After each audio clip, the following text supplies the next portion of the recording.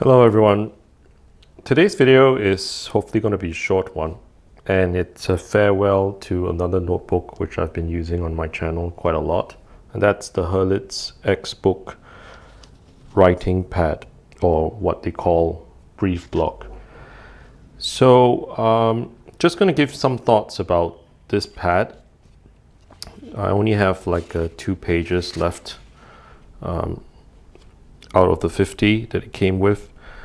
So wanted to explain a little bit about my preference when it comes to writing material, especially for fountain pen use, is that I generally have 2 types of notebooks. One would be like a pad like this, and I would also have like a notebook, a general or regular notebook like this, right? And my preference has kind of leaned towards using a writing pad like so, primarily because of this reason that if you can see for this Clairefontaine notebook, I mean, regardless of how much I kind of prep the paper, there is this little kind of bounce, right? And I find this bounce, you can actually put your hand here and start writing, right? But I find that slightly annoying, right? Which is why I prefer, a normal writing pad when it comes to practicing the fountain pen, calligraphy, and so on.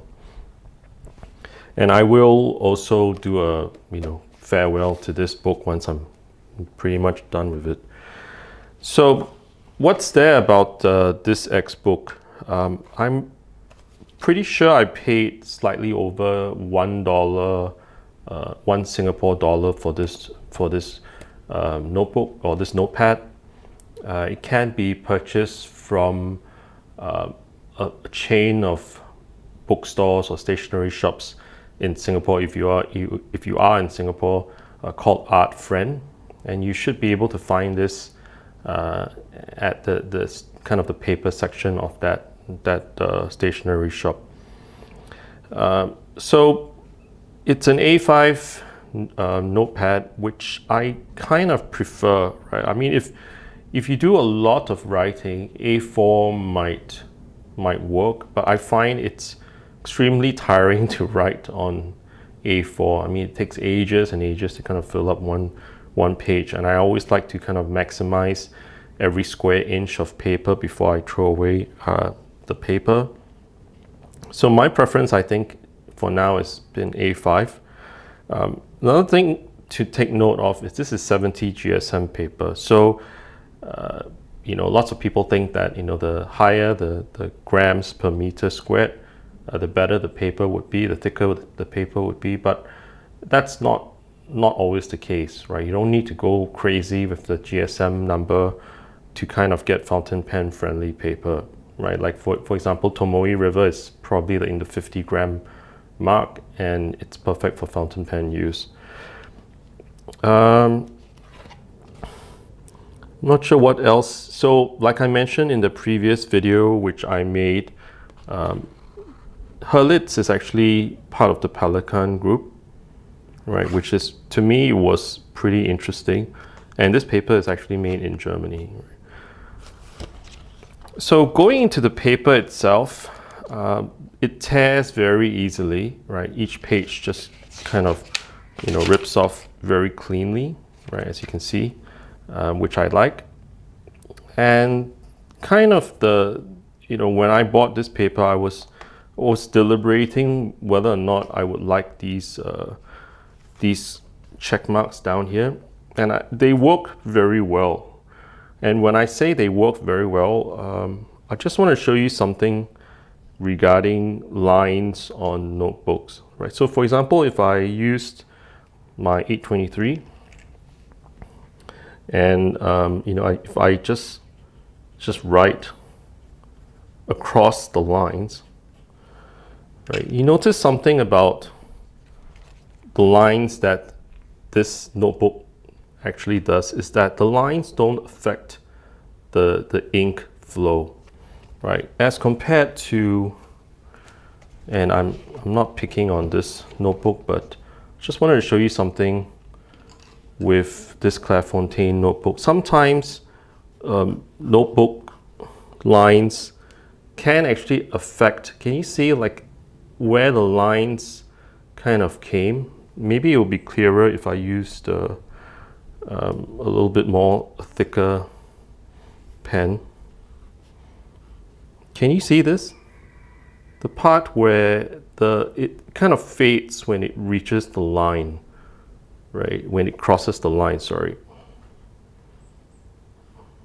Do you see this?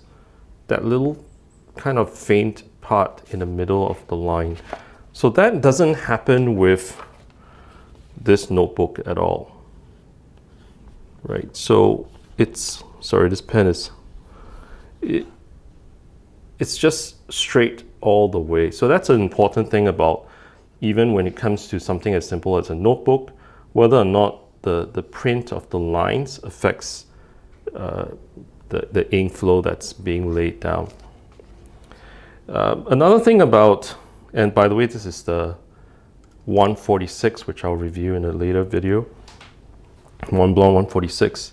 The other thing about, obviously, when you're using a pen like this, right, sorry, if you're using a notepad like this, is that you want actually for there not to be any bleed through, right? And I'm just using kind of the wettest pen I have, which is this Eco